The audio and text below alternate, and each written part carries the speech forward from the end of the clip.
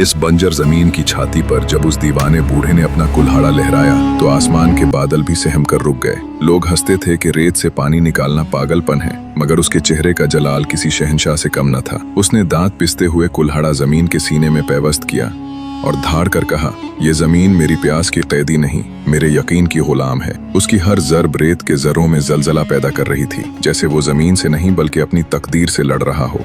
मिट्टी के उस ढेर ने मुजाहिमत की, हवाओं ने उसे रोकने की कोशिश की, मगर उस बूढ़े के जुनून के सामने हर रुकावट रेत की दीवार साबित हुई।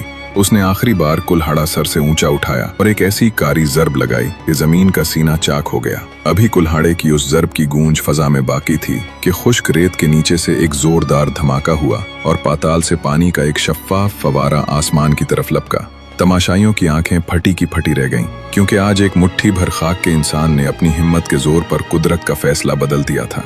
वो कच्चा घर और वो बूढ़ा दरवेश अब महज एक कहानी नहीं रहे, बल्कि इस बात की गवाही बन गए कि अगर इरादा कुल्हाड़े से ज्यादा तेज हो तो रेगिस्तान भी समुंदर बनने पर मजबूर हो जाते हैं।